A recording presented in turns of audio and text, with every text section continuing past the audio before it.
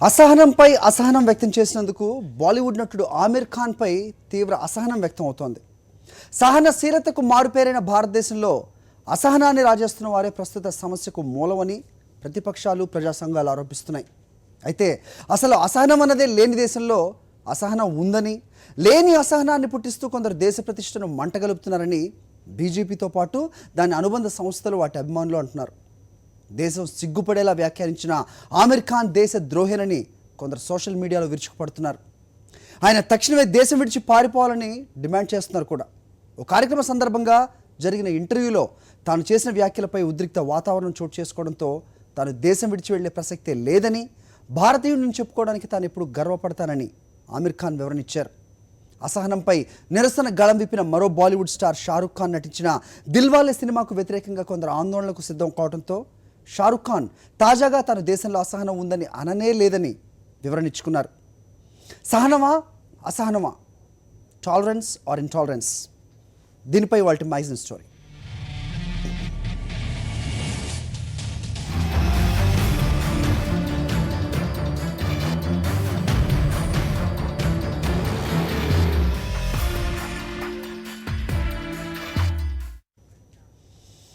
దేశవ్యాప్తంగా బీజేపీ నేతలు, హిందుత్వ శక్తులు బాలీవుడ్ సూపర్ స్టార్ ఆమిర్ ఖాన్పై విరుచుకుపడుతున్నారు.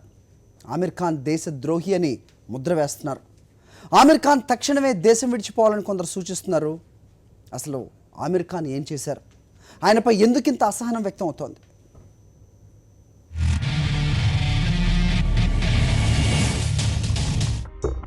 బాలీవుడ్ స్టార్గానే కాకుండా సత్యమేవ జయతే అనే టీవీ కార్యక్రమం ద్వారా అశేష భారతీయుల మనసులు దోచుకున్న కళాకారుడు ఆమిర్ ఖాన్. ఈ మధ్య రామ్నాథ్ గోయంకా జ్ఞాపకంగా జర్నలిజంలో ప్రతిభా పురస్కారాలను అందించే కార్యక్రమానికి ఆమిర్ ఖాన్ ను పిలిచారు. కేంద్ర మంత్రి అరుణ్ జైట్లీ వంటి ప్రముఖులు ఈ కార్యక్రమానికి హాజరయ్యారు. ఆ కార్యక్రమంలో ఆమిర్ ఖాన్ ను వేదికపై ఇంటర్వ్యూ చేశారు. ఆ సందర్భంగా ఆమిర్ ఖాన్ మాట్లాడుతూ, ఈ మధ్య మా ఇంట్లో ఓ టాపిక్ పై చర్చ జరుగుతోంది. నా భార్య కిరణ్ మనం దేశం విడిచి వెళ్లాలంటావా అంటూ అడిగింది. ఆమె తన పిల్లల భద్రత గురించి భయపడుతోంది. అసలు అటువంటి ప్రకటన ఆమె నోట రావడమే ఆశ్చర్యం. అటువంటి భయం కలిగే పరిస్థితులు నెలకొనడం దౌర్భాగ్యం కూడా. కొంతకాలంగా దేశవ్యాప్తంగా చోటు చేసుకుంటోన్న అసహన ఘటనలే ఇందుకు కారణం. ఆ ఘటనలతో మేం చాలా అప్రమత్తమయ్యాం. పేపర్ చదవాలంటేనే భయమేస్తోంది. అభద్రతా భావం కలవరపాటుకు గురి చేస్తోంది. అది నిస్పృహగా మారుతోంది. అటువంటి సమయాల్లో మన భద్రతకు భరోసా ఉంటే ధైర్యం వస్తుంది. మనం ఎన్నుకున్న ప్రజా ప్రతినిధులు చట్టాన్ని తమ చేతుల్లోకి తీసుకునే కొన్ని శక్తుల విషయంలో దృఢంగా వ్యవహరిస్తూ కఠినంగా నిర్ణయాలు తీసుకోవాలని ఆశిస్తాం. వారు స్పష్టమైన భరోసా ప్రకటనలు చేస్తే ప్రశాంతంగా ఉంటాం. కానీ అటువంటి భరోసా ప్రకటనలు వెలువడనప్పుడు, అసహనాన్ని విస్తృతం చేస్తోన్న శక్తులపై ఎలాంటి చర్యలు లేనప్పుడు అభద్రతా భావం పెరుగుతుంది. కిరణ్ అటువంటి అభద్రతా భావానికే గురవుతోంది అని ఆమిర్ ఖాన్ అన్నారు. ఈ విషయంలో బీజేపీ నేతల వ్యవహార శైలిపైన ఆమిర్ తన అభిప్రాయాన్ని నిర్మోహమాటంగా చెప్పారు. కొద్ది నెలలుగా దేశంలో చోటు చేసుకుంటోన్న అసహన ఘటనలకు నిరసనగా కళాకారులు, సాహితీవేత్తలు తమ తమ అవార్డులను వాపస్ చేస్తున్నారు. ప్రజాస్వామిక వ్యవస్థలో నిరసన వ్యక్తం చేయడానికి అదొక మార్గం అన్నారు. ఆయన ఏ పార్టీకి వత్తాసు పలకలేదు. కేంద్రంలో బీజేపీ అధికారంలో ఉండొచ్చు, లేదా కాంగ్రెస్ అధికారంలో ఉండొచ్చు. ఇప్పుడు జరుగుతోన్న ఘటనల గురించి ప్రస్తావిస్తూ బీజేపీ నేతలు 1984లో కాంగ్రెస్ హయాంలో ఇందిరాగాంధీ హత్యానంతరం సిక్కులపై ఊచకోతకు పాల్పడిన నరమేధాన్ని గుర్తు చేస్తున్నారు. అప్పుడు కాంగ్రెస్ చేసిన తప్పిదాన్ని ప్రస్తావించడం ద్వారా ఇప్పుడు బీజేపీ హయాంలో జరుగుతోన్న తప్పులు ఒప్పైపోవు కదా అని ఆమిర్ ఖాన్ నిక్కచ్చిగా అన్నారు. ఇది ఆమిర్ ఖాన్ చేసిన వ్యాఖ్యలు. ఈ వ్యాఖ్యలను ఆమిర్ ఖాన్ ఎక్కడో మారుమూల కూర్చొని అనలేదు. బీజేపీ నేతల సమక్షంలోనే ఆందోళనతో కూడిన స్వరంతో అన్నారు. అసహన ఘటనలకు కారకులైన శక్తుల ఆటలు కట్టించేలా కేంద్రంలో అధికారంలో ఉన్న ప్రభుత్వం కఠిన నిర్ణయాలు తీసుకోవాలని ఒక భారత పౌరుడిగా బాధ్యతగానే ఆయన సూచించారు. అంతేకాని మొత్తం భారతదేశం అసహనంగా ఉందని ఆమిర్ ఖాన్ అనలేదు. అయితే అసలు ఆమిర్ ఏమన్నారో కూడా తెలియకుండానే ఆయనపై దాడులు మొదలైపోయాయి. అదే ఇప్పుడు దేశవ్యాప్తంగా హాట్ టాపిక్ గా మారింది. పొలిటికల్ డెస్క్, సాక్షి న్యూస్. ఆమిర్ ఖాన్ ఇంటర్వ్యూలో అసలు ఏమన్నారో ఆయన మాటలోనే ఒకసారి విందాం.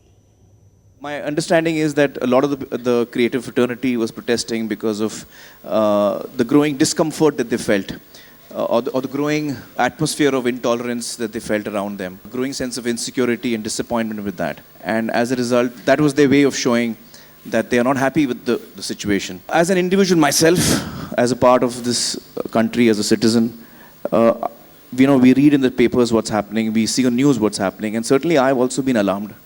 I can't deny that I have been alarmed by a number of incidents. And it's for any society, it's very important to have a sense of security. I mean, there will be acts of violence anywhere in the world, and they would be there for different reasons. But for us as a society, as Indians, to feel a sense of security, 2-3 things are very important, I personally feel.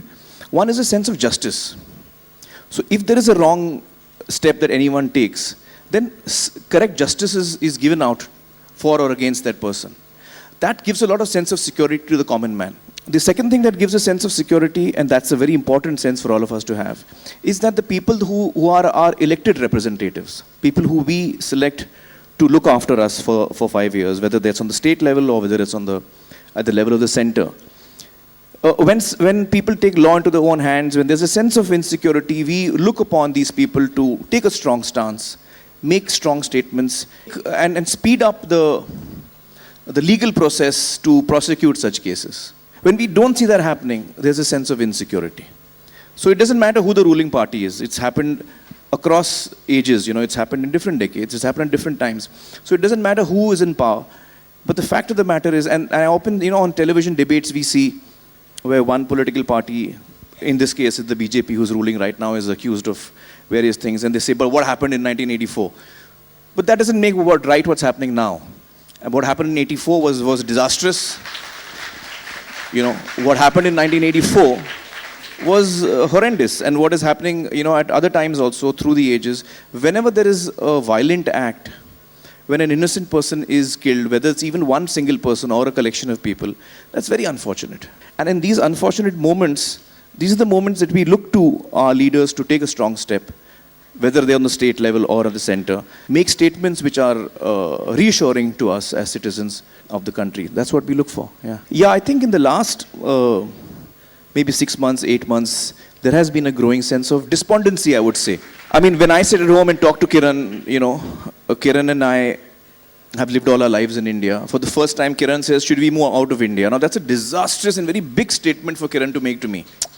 She fears for her child. She fears for, what the atmosphere around us will be. She feels scared to open the newspapers every day. That does indicate that there is a sense of growing disquiet. It's a sense of growing despondency. Apart from alarm, there's one part of it is alarm. There's another part you feel depressed. You feel low. You feel, why is this happening? So that sense does exist in me.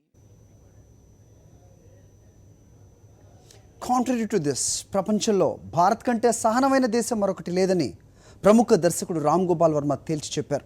మత అసహన ప్రచారంతో దేశానికి మచ్చ తెస్తున్నారని మండిపడ్డారు. గతంలో పోలిస్తే ఇప్పుడు జరుగుతున్న అంశాలు ఏవైతే ఉన్నాయో అవి చాలా చిన్నవి అన్న ఆయన ఈ ప్రచారం అంతా ఓ నాన్సెన్స్ అని కొట్టిపారేశారు. पूरी दुनिया में जितने भी कंट्रीज से उतनी माहौल चल रहा है कम्युनिस्ट के लिए बीच के अमेरिका तक, India I think is the most tolerant country.